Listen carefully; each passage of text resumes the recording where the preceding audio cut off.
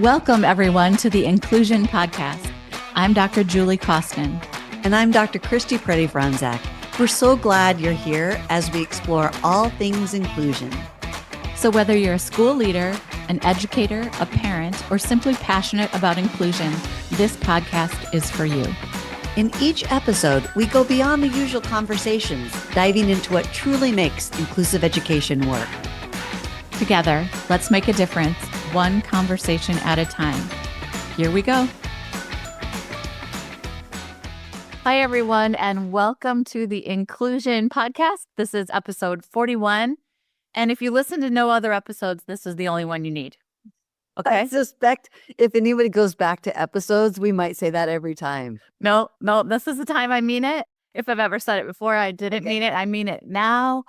Everybody listen, here's why. Today is about how we write about, talk about, and obviously think about students makes such a difference in their outcomes, who they are, and the opportunities that are given to them. So today is going to be about really thinking as educators, what are we writing down about children to give them the most access to the most things in all sorts of ways. So Christy, where do we see this coming up all the time? Well, the main place is in IEPs here in the United States, though we do a lot of written reports, probably because of the white dominant culture's kind of love affair with accountability and things like that. But, we either have an eligibility report, a present level that's a form of a report. We have progress reports, OSEP reports, behavioral supports, reports. Mm-hmm. All of them. And what really troubles me, and I need to just say it troubles me when I read present levels of educational performance. It troubles me when I hear words about kids that are usually an accumulation of some of their their deficits for sure, but also some of their worst things they've done. So desk throwers and hair pullers and runners and being disrespectful, all of that. And, Julie, I think what's really powerful when we're doing PD, and maybe we can just invite listeners to do it for a minute, is like you always invite people to think back earlier in the day or, even another day and just take a snapshot. Like last night you said, what were you doing earlier today at 11 o'clock? And just pretend somebody was sitting next to you, writing down all the things they observed about you. Mm-hmm. How would you be depicted? Yeah, it wouldn't be good. So that's the thing, is we use assessment in ways that we're taking a snapshot for sure, and it is useful in certain ways for sure. But the judgments that we're making and the things that we're writing and the things that we're saying may be true, Christy. So if they watched me yesterday at 11 o'clock, I think I was having a real hard time paying attention during a meeting. Yes. I won't name the school district in case they're listening. And certainly if you observed, you'd be worried about my attention. You'd be worried about my executive functioning skills. You'd be worried about my communication skills. There'd be a lot of things to worry about. At the same time, that snapshot is certainly not who I am. And it's certainly only a snapshot in time. So all this to say, just to get you all really as excited as we are about this podcast, is we're going to give you so many replacement words, replacement strategies. We're calling it language that lifts. And we're asking everybody to take out any report that they have and a highlighter and look for the language you're using to describe children, because honestly, it sets the stage for their future. Yeah, for sure. I'm just letting that seep in for a minute, because Julie also said last night to a group of early educators that the story we tell about the student starts with you. And I would say, even if you're not an early educator, if you're writing an initial IEP, if you're writing some sort of observation that's during, when someone brings in a behavior team and says we have concerns, doesn't really matter the reason. You're starting the story about that kid. And as you mentioned, Julie, it's often not their best moment, because kind of our tradition is to look for the mistakes, the deficits, the delays, the disorders, the differences. Unfortunately, that's what we're like there to look at. How bad is it? When are they worst? When are they acting out? Yeah. And then that report follows them into perpetuity. You know, we were talking about a little kid the other day, and you were showing his present level, and it was like, that's something he did in second grade. And now he's in fourth grade, but that story's still coming with him. That's right. And I also love to remind people to think about if they've done something in their lives that they're not proud of. And all of us probably can raise their hand, and many of us can think of things we've done even yesterday we weren't proud of. And imagine all that was written down, and imagine that was your introduction to anyone you met. And that is what special education sometimes can be. Now, many of you do not write reports that way. Many of you are only looking for the gifts, talents, and strengths of students. Many of you have restored students and make such a profound difference. And this is for kind of all of us who have been trained in sort of old-fashioned medical model, what's wrong with this kid and how can we fix them thinking. And today's going to offer a bunch of replacements. So, Christy, tell them about the download that goes with this episode.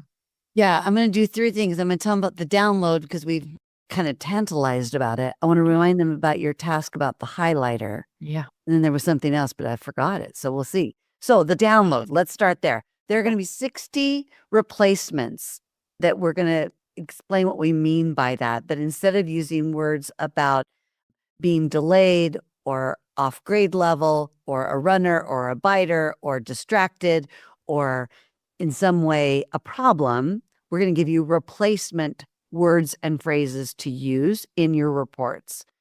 You're going to want to go to inclusiveschooling.com/download 41, and you'll get this episode's handout, which is going to give you 60, as Julie said, replacement behaviors. Well, replacement for what? So let's go back to the highlighter. So find a report you've written, someone else has written, and you're going to highlight any of the words that you hear Julie and I mention, and or that as we give you examples, you're like, oh, I see another problematic. Sometimes Julie calls this turning lead to gold. So we're looking for heavy words that are lead, that are kind of dull, that are in fact harmful. And then we're going to go, let's turn them to gold, something that is useful, something that is productive. Okay, so that's your challenge. And the last thing, Julie, I wanted to say was, let's just acknowledge that we've given people mixed messages. Can you talk a little bit about that? Yeah. Because I think it's going to be important if people are looking at their own reports or a district's form. Yeah. Yeah. So these mixed messages is really important. And the mixed messages are that we in the field of special education have been told that we need to prove how disabled this kid is in order for them to get services. We need to be able to justify the reason for their special education services by letting everybody know in writing just how bad it is. And the problem with that thinking, I mean, I could probably name 10 problems with that thinking, but one problem with that thinking is it solidifies in everybody's minds, hearts, and souls a problematic look at a student. And you don't have to have language that is crushing on a report in order to qualify for special education. Families don't have to hear continually how many standard deviations below the norm they are on this particular thing. Yesterday, we were talking about butterflies, and I was thinking about all the different kinds of beautiful butterflies that exist in the world. And imagine if you could have on one piece of paper, one photo of all the butterflies that exist in the world. And then we say, which one's the standard butterfly? And then we're like, yep, the monarch is the standard butterfly. And now we're going to measure every other butterfly by the monarch, meaning there are 2 color deviations away from that deep orange. There are several dot deviations away from the number of spots, right? And it's a really problematic way to look at kids is in a norm referenced way. And so much of this language is moving away from comparing this child to quote unquote the norm. So I don't know if I answered it because I started talking about butterflies. No, it's really super helpful. And it's just a reminder that we're going to ask people to hold the tension of those mixed messages that a state or a district's interpretation of eligibility requires a norm reference tool or a compilation of deficits. But we're going to give you some workarounds so that we spend less time thinking about until we can change that particular practice around norm referenced or that particular practice around deficit mindset, old-fashioned thinking. There are places in the report where we can absolutely change our language that has nothing to do with eligibility. And one of those is for sure the IEP. People all the time try to reestablish eligibility in the present level, and we don't need to be doing that. So we won't go into that. That's another podcast, but you want to go to inclusiveschooling.com/download 41, because Julie and I are going to start walking through 60 replacement behaviors, or how to turn something that is lead. So we have 60 examples of lead statements, and then how we would turn those to gold as we restory students. So Julie, do you want to say anything else about the handout, or you want to start picking a couple? Yeah, I'm just going to start off. The title of the handout is called Language That Lifts: Simple Shifts for Powerful IEP Language. If I were you and I work in a school system and created IEPs, I would print this for everybody who does the same. And we kick off the handout by really talking about how we write about and think about students directly impacts the way we offer services and provide them support. And we really move into our habit or tradition that's sometimes even unconscious, which is looking at what we call the roots of failure rather than the roots of success. So we've got 4 simple guideline shifts. So these are bigger ways to think, and then 60 specific word replacements. Okay. So the 4 simple guideline shifts, I'll just pick. Oh, Christy, I love them all so much. Okay. Envision, I'm going to pick number 2, envision future potential. Instead of thinking, so it just says, I'll read it to you all. Envision future potential. Focus on what the child might achieve with timed guidance and specially designed instruction. Okay. So instead of saying, what's wrong with the kid? How do we fix it? We say, what's possible with this student with the right supports? Do you see how much better that is? To just imagine what's possible, right? This child right now, let's say, is reading at a 2nd grade level, and with the proper supports and experience and maturation, we expect them to be reading at a 4th grade level by the end of the year. And so you're just using the metrics, okay, but you're saying this is really possible given what's going on with this student right now and all the beautiful supports we have in place. Pick your guideline shift, Christy. Oh, I'm with you. I'm actually going to stay on yours for a minute. Great. So the other part of that one, which was the envision future potential, was to convey hope and forward-looking perspective that inspires growth and possibility. I'll pick this one, Julie, because it's grounded in appreciative inquiry, which has tons of research to support systems change or organizational change can be from a strength-based approach. Oftentimes when people want to do systems level change or organizational change, they go, what's not working? What do we have to fix? What are we going to, kind of put a red dot on and get rid of? Instead of appreciative inquiry says, hey, how can we have this forward-looking perspective? How can we focus on growth and possibility? And by doing that, we can get to change. So the same thing happens with students. When we look at their strengths, when we look at possibilities and areas for growth, we can get to the outcomes we want, which is for the student to be more independent or successful with interdependence or get their wants and needs met or have mobility. Whatever it is we desire, or that even the student themselves desires, is possible by having this different approach. And sometimes I think people think, oh, we're just putting on rose-colored glasses, we're being Pollyanna, we're not even looking at the needs. Okay. So we both love envision future potential, and there are 4 more guideline shifts that you're going to want to look at. And I think each one is more powerful than the next. So we love them so much. And again, I guess, Julie, we'll just say we're reading from and talking from the download for this episode, which is inclusiveschooling.com/download 41. Okay, I'm just going to read some of the what I call negative words, or what Christy just referred to as the lead words, or the words that feel heavy. Or if you're looking at a report, look for a word that you wouldn't yourself want to be called. Like Christy. Great way. Yeah. Christy, would you want to be called inflexible? Oh, Might it be true about you? I don't know why you came up with that example so easily. It was number 3 on the list, but I thought about it. Okay. Yeah. I was just looking at it. So I was like, well, Christy, would you like to be called inflexible? No, thank you. Might you sometimes be inflexible? Sure. Let's talk about struggling, non-compliant, inflexible, low engagement, behavioral issues, underperforming, resistant, passive, dependent.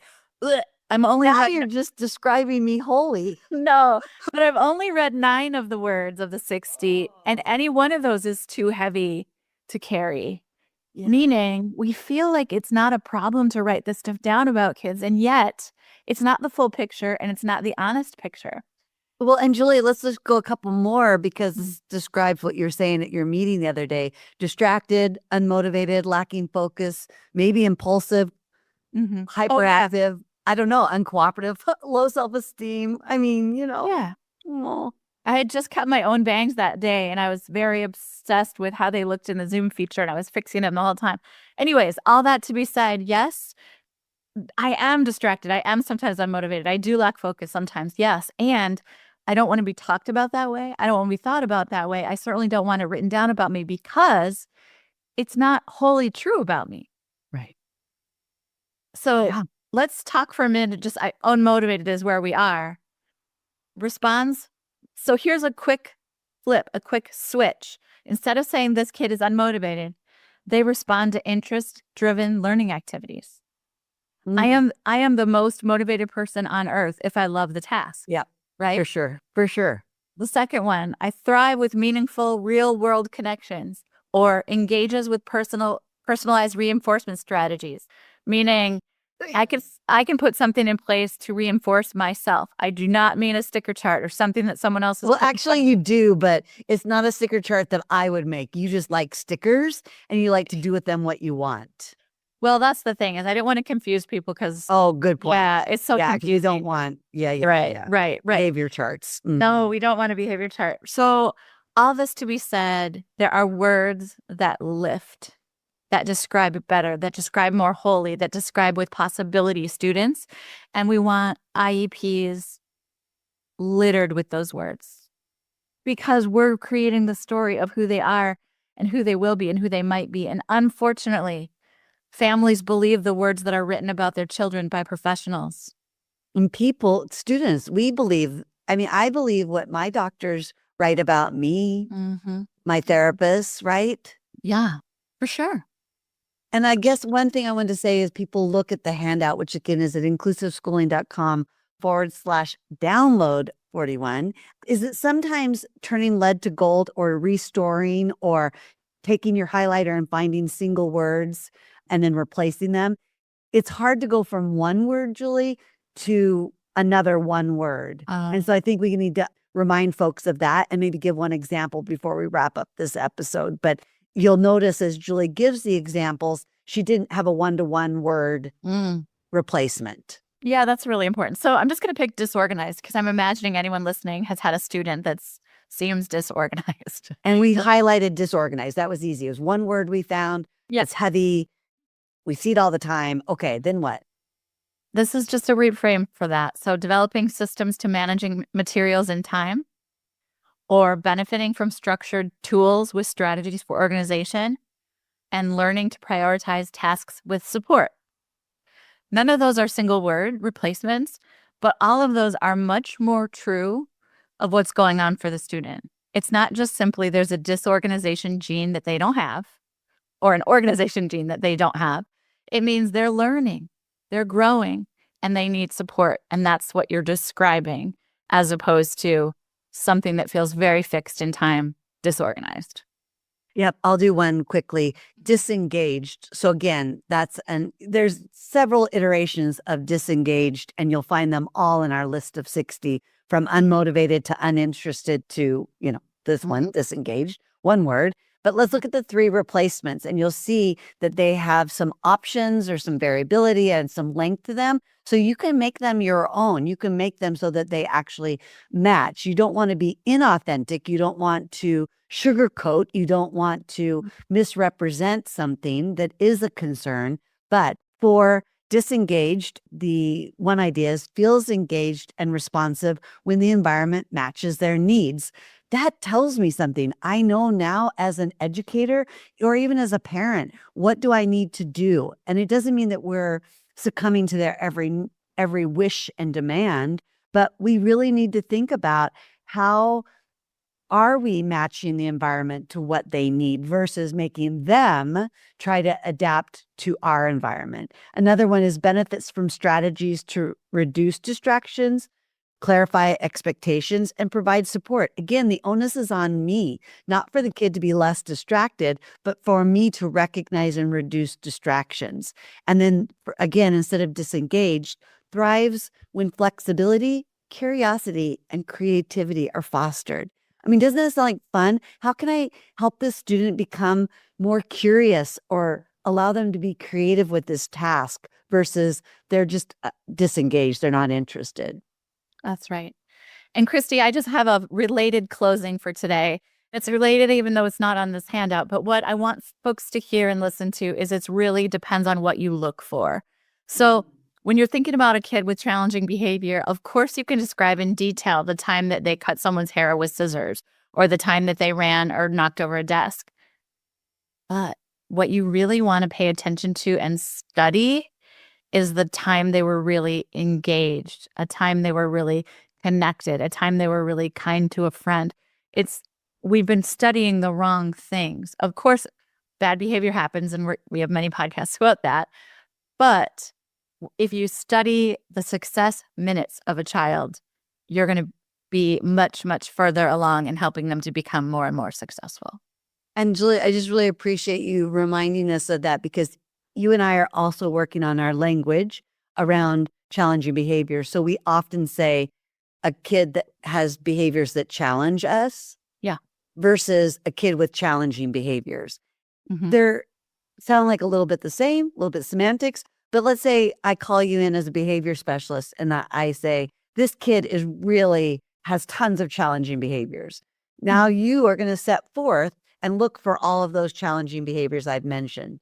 Yeah. If I say, hey, Julie, this kid has really got some behaviors that are challenging me, you might say, oh, well, when have you had success with that student? When are you guys doing well together? So it's already shaping not only what we look for, but the conversation and solutions we offer. Beautiful. Thank you, Christy. Everybody get the download, and you can give them out as handouts for presents too. So print them out, hand them out, or wallpaper your school bathroom with them.